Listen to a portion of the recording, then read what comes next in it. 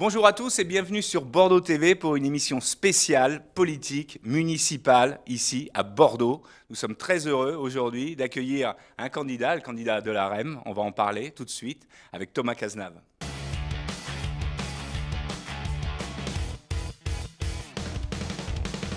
Thomas Cazenave, bonjour. Bonjour. Et merci de venir sur notre plateau de Bordeaux TV.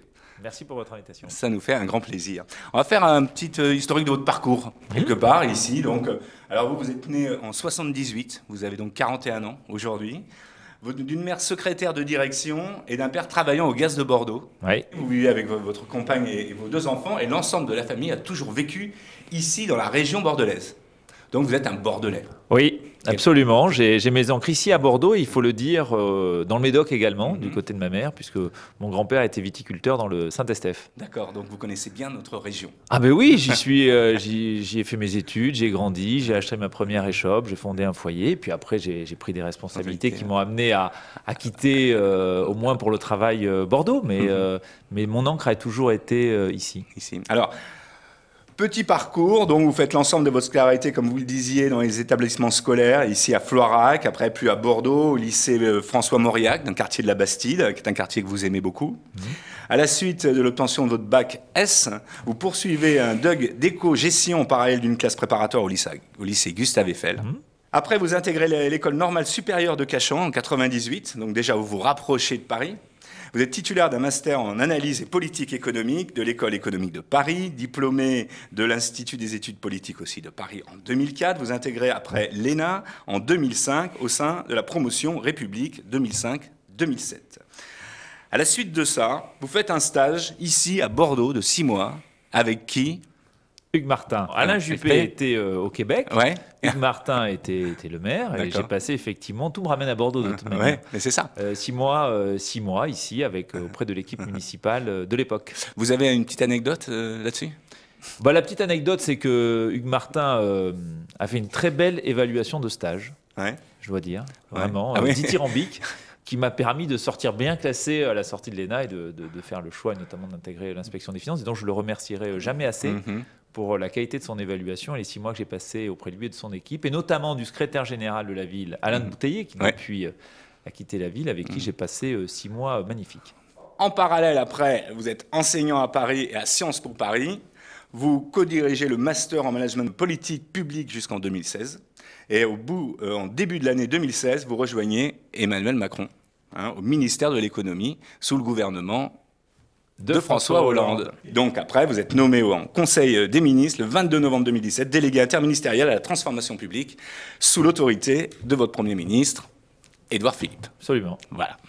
Donc ça, c'est un petit panaché un petit peu de tout ce que vous avez fait. Vous avez travaillé pour Orange aussi? Oui, absolument. J'ai eu une expérience en entreprise, direction des ressources humaines. J'étais l'adjoint du directeur des ressources humaines du groupe Orange.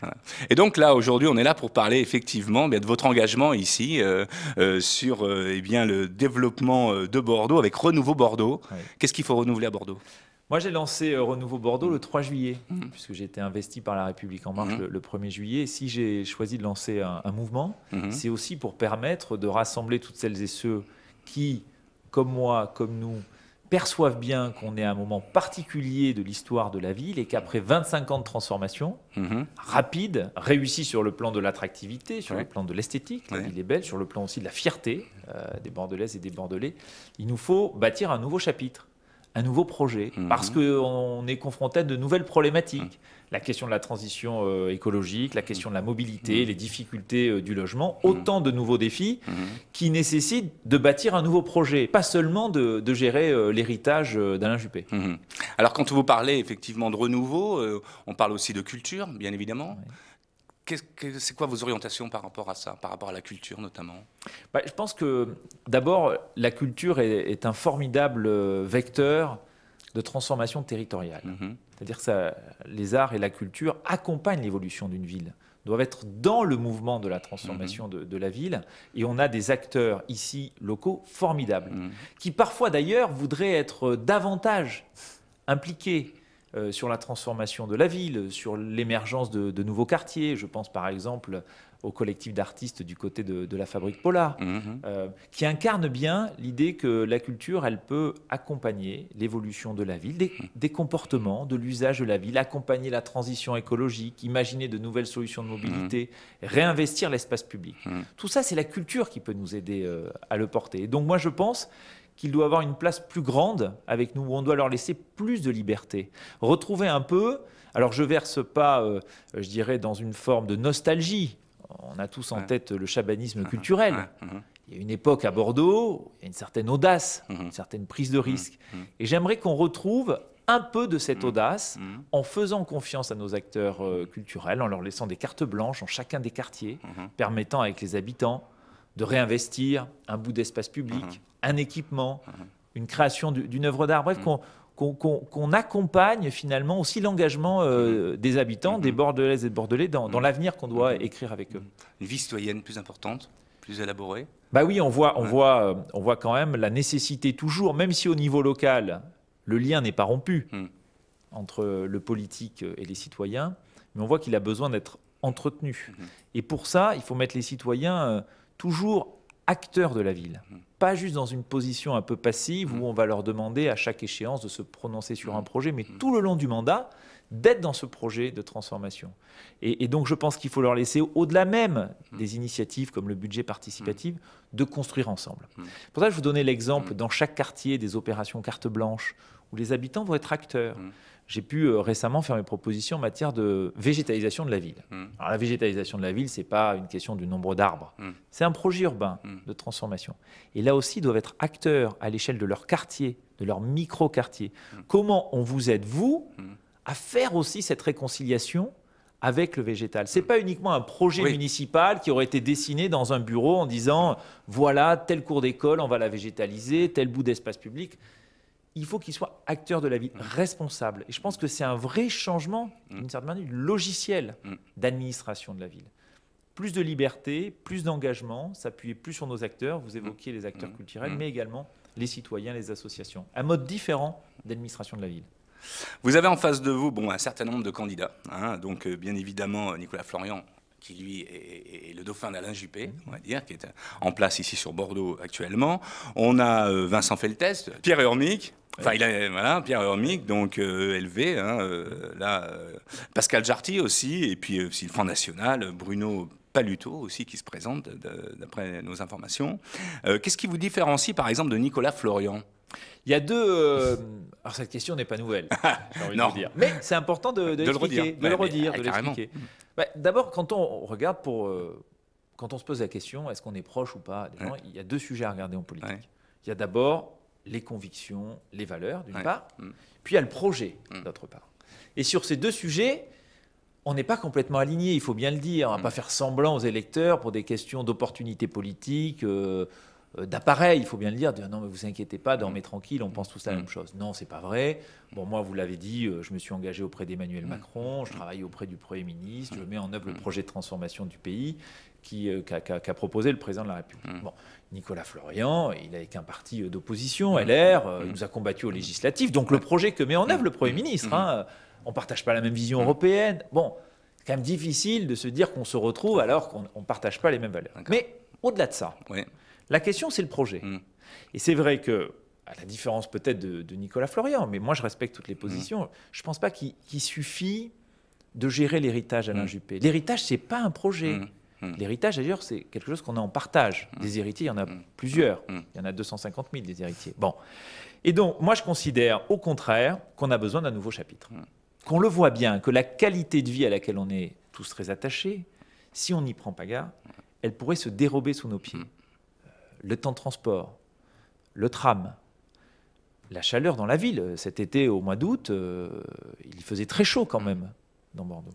Question de logement. Aujourd'hui, qui peut acheter un appartement dans Bordeaux à bientôt 5 000 € du mètre carré? Voire plus. Oui, oui, je dis en moyenne. J'étais à rue Fondodège, l'opération du côté de Marais-Brizard, c'est 7 000 € le mètre carré.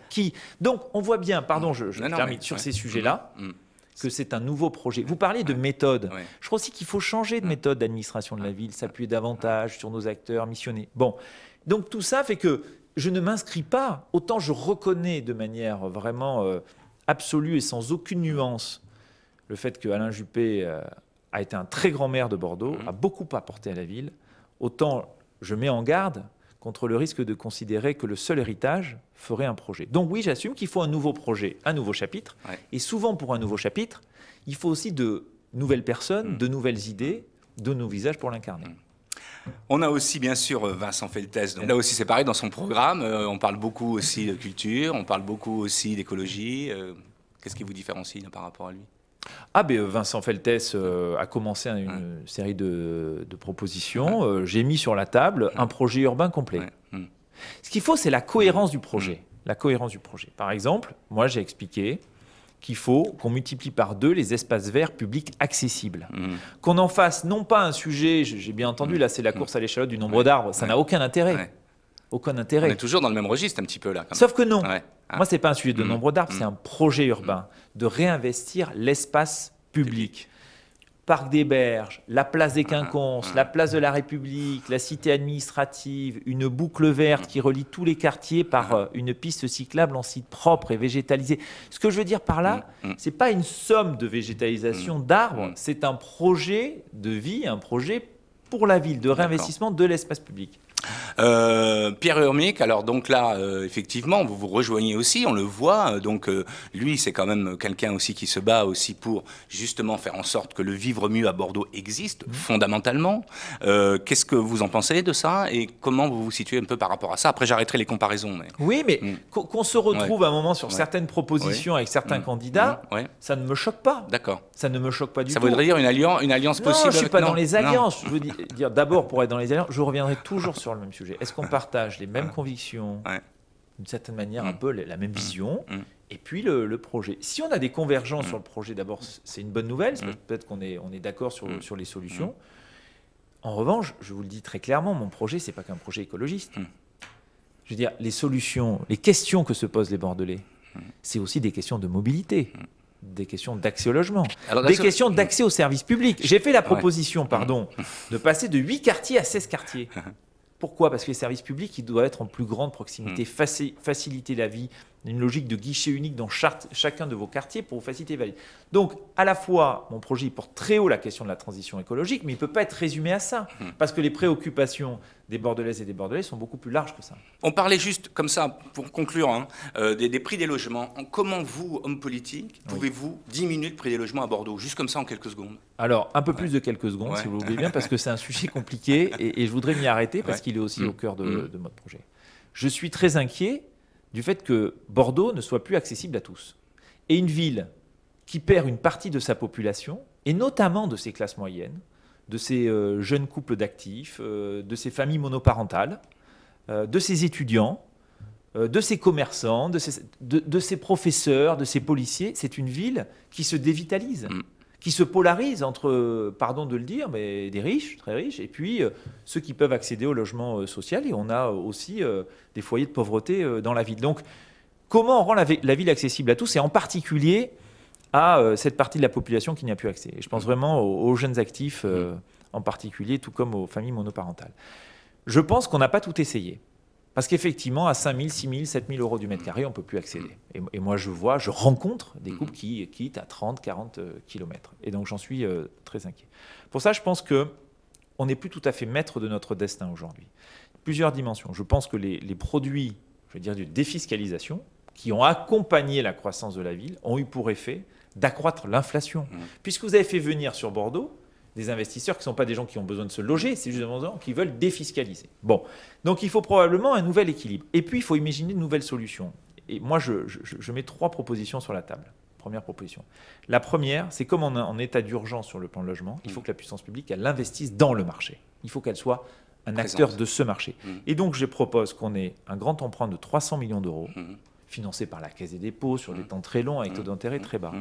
Et la puissance publique va acheter du foncier, va acheter du bâti, puis pour une partie de ce foncier, de ces bâtis, va le revendre, mais va revendre uniquement les murs. Dit autrement, on achète le terrain et on vend les appartements. Comme ça, ça vous permet, vous, d'accéder à des logements 2 fois moins chers. Le projet avec 300 millions d'euros, c'est 7 000 logements entre 2 500 € et 3 000 m², qui pourraient accueillir un peu plus de 15 000 Bordelais, dans la catégorie notamment de la classe moyenne, qui peuvent vivre et venir s'installer à Bordeaux, accéder à la propriété. Deuxième élément, vous savez que la grande difficulté de Bordeaux, c'est ces logements vacants. 10 000 logements vacants. Est-ce que vous vous rendez compte que c'est la somme de Ginko, des bassins à flot et de Niel? Donc 3 grandes opérations très structurantes, alors même qu'on a des logements, 10 000 logements vacants. Donc il faut être très exigeant avec les propriétaires, leur dire 2 choses. 1, on va tous les contacter. 2, on va leur proposer de remettre sur le marché, quitte à les aider. Peut-être faut-il les inciter avec des dérogations spéciales du PLU pour rehausser. Les aider parce qu'il y a des aides de la métropole, mais peut-être n'en ont pas connaissance. Et ensuite, il faut être intraitable sur l'application de la taxe sur les logements vacants. On ne peut pas se permettre le luxe d'avoir 10 000 logements vacants, alors qu'on a autant de personnes qui souhaitent se loger dans Bordeaux, encore des étudiants qui n'arrivent pas à se loger, alors même qu'on est à plusieurs semaines de la rentrée. Donc ça, une action résolue. Et moi d'ailleurs, je souhaiterais au niveau national qu'on ait le débat. Peut-on autoriser les maires à moduler la taxe sur les logements vacants dans des situations hyper tendues comme Bordeaux pour taper plus fort? Si l'incitation positive ne marche pas, qu'on puisse... Et puis, troisième dimension, c'est Airbnb, quand même. Il faut dire qu'il y a eu quelques abus sur Airbnb. La loi Elan prévoit 120 jours maximum, s'inscrire dans un registre à la ville. Je crois que ce n'est pas vraiment respecté. Difficulté à le faire respecter. Donc moi, je voudrais m'appuyer sur un prestataire extérieur qui ait des contrôles réguliers pour s'assurer que personne n'enfreint cette règle-là. Et je vais vous dire, ça permettra de remettre une partie des logements qui aujourd'hui sont utilisés comme un mode récurrent de location à la location longue durée. D'accord. Qu'est-ce qui vous anime là aujourd'hui là? L'envie de porter un nouveau projet pour Bordeaux. Je suis très attaché à ma ville et j'ai l'intime conviction, avec d'autres d'ailleurs, dans les tripes, qui a besoin de ce nouveau projet, qui a besoin de nouveaux visages pour l'incarner, le porter. Donc c'est pour ça, c'est ça le sens de mon engagement et de ma prise de risque aussi. Voilà, c'est pas une petite affaire que de s'engager dans une municipale, mais je le fais avec la conviction chevillée au corps que la ville a besoin d'ouvrir ce nouveau chapitre. Merci beaucoup. Merci. Je vais juste faire un petit message parce que effectivement, sur Bordeaux TV, on va accueillir ici l'ensemble des candidats, bien entendu, sur notre plateau, avec les temps de parole identiques à chacun, et aussi les écouter pour savoir quels sont leurs projets, parce que c'est aussi ça, l'objectif de Bordeaux TV, c'est de partager. Merci et à bientôt.